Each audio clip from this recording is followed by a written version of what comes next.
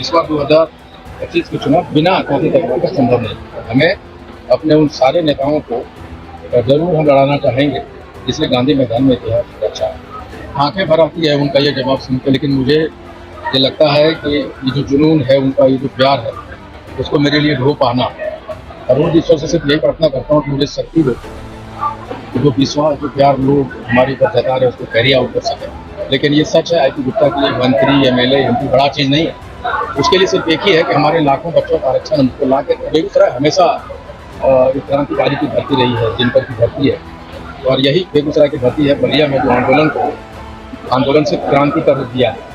जब भी आता हूँ बेगूसराय एक नई ऊर्जा और नई शक्ति के साथ वापस लौटते हैं। तो दोस्तों आज के इस वीडियो में हम बात करने वाले हैं इंजीनियर आईपी गुप्ता जी को लेकर के। मैं आपको बता दूं गाइस 7 जून को इंजीनियर आईपी गुप्ता जी बेगूसराय गए थे संत कबीर जयंती के अवसर पे। वहां पे जिला सम्मेलन किए और संत सावधान दिए, और इसके बीच गाइस उन्होंने जो एक ऐसा प्रेस कॉन्फ्रेंस दिया है जो कि पूरी बिहार की राजनीति को दलदला देती है, और कहीं ना कहीं उसके जो ना चाहने वाले लोगों को उसको करारा जवाब मिलता है। एक मीडिया वाले ने ये भी उनसे पूछ दिया कि आखिर आपके पार्टी में क्यों ज्वाइन करेंगे आईपी पार्टी के बारे में। तो गुप्ता जी ने क्या कुछ बोला है इन सभी प्रश्नों को लेकर के, आइए गाइस हम लोग जानते हैं इस जगह प्रेस चुनाव होने जा रही है, और पिछले 7 महीने से हमने यही कहा है कि इस बार 2025 का जो चुनाव होने जा रहा है उसमें केंद्रीय भूमिका में इंडियन इनकलाब पार्टी रहेंगे, पार्टी का काम रहेंगे। और जो जिसकी हमने ये चीज़ें जब मैंने कही थी ये साबित कर दिया 13 अप्रैल 2025 गांधी मैदान में।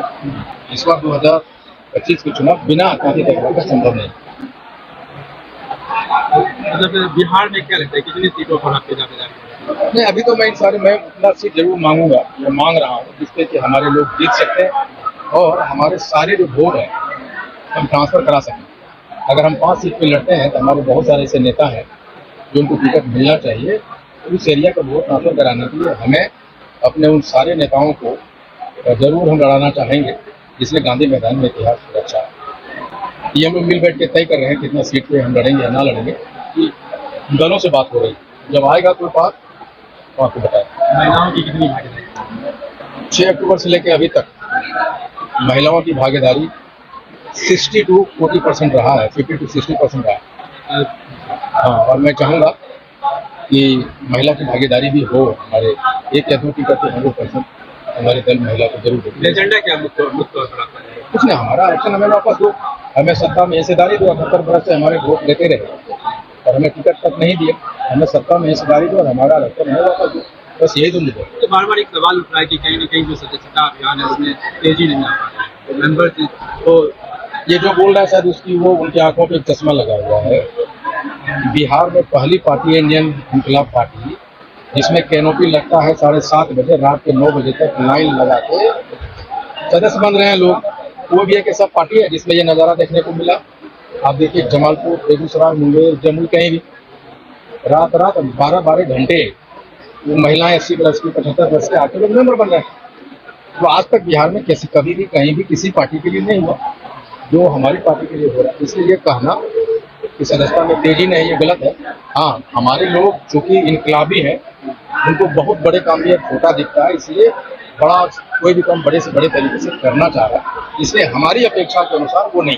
बेगूसराय के कैसा है? बेगूसराय हमेशा क्रांतिकारी की धरती रही है, जिनकर की धरती है, और यही बेगूसराय की धरती है। बलिया में जो आंदोलन से क्रांति का रूप दिया है।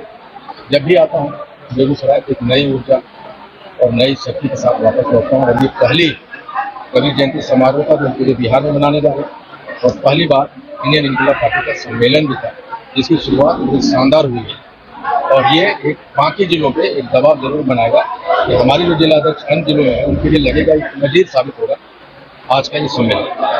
सर कुछ अभी हम पब्लिक ओपिनियन ले रहे थे तो कुछ लोगों से सवाल किए कि आईपी गुप्ता को अन्य नेताओं की तरह आरक्षण का मुद्दा लेकर के नेता बनना है, यदि ये विधायक सांसद बन जाते हैं तो आरक्षण का मुद्दा समाप्त ये कर देंगे क्या ऐसा? तो उन्होंने कहा कि ये आईपी गुप्ता है, गर्दन कटा देंगे लेकिन समझौता नहीं करेंगे।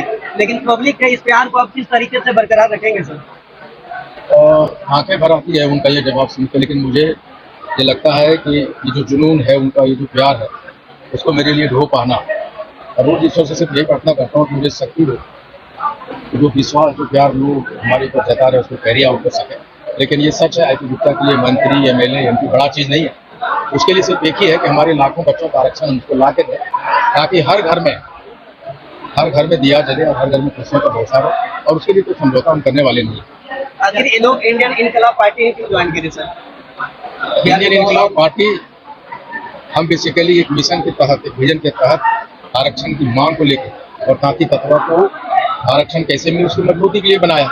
लेकिन जब इंडियन इनकलाब पार्टी बनाए है तो दूसरे जातियों के लोग उनसे जुड़ रहे हैं, और जब हम वहाँ तक पहुँचेंगे तो ग्रेटर बिहार के लिए हमारी जो भूमिका होगी निश्चित तौर पर इंडियन इनकलाब पार्टी तय करेगी। एक सर आम लोगों में चर्चा बना हुआ है कि जिस तरह से मुकेश सहनी की वीआईपी पार्टी आरक्षण के मुद्दे पे ही आई थी, लेकिन उसका जो हश्र हुआ उसी तरह का हश्र इंडियन इनकलाब पार्टी के साथ होगा, इस पे क्या कहेंगे? मेरा ये मानना है कि आईपी गुप्ता किसी पार्टी को देख के अपना पार्टी नहीं बनाया, और अगर हमारा आरक्षण की मांग को लेकर हम बढ़े और हमें कुछ सीटें मिलती है तो अगर हम अपने लोगों को देंगे तो वो हश्र नहीं होने वाला है। जो पार्टी है इस मांग के लिए बनी है, उस मांग को लेकर हमारे लोग जब संसद और विधानसभा में नहीं पहुंचेंगे तब हम निश्चित तौर पर कमजोर होंगे। अगर हमको 10 टिकट मिलेगा तो आप टिकट तत्वा लड़ेगा, तो वो हश्र कभी नहीं हो सकता। दोस्तों इस वीडियो से आपका क्या राय है कमेंट बॉक्स में कमेंट प्रतिक्रिया जरूर दें। मिलते हैं अगली वीडियो में। Thank for watching this video, take care.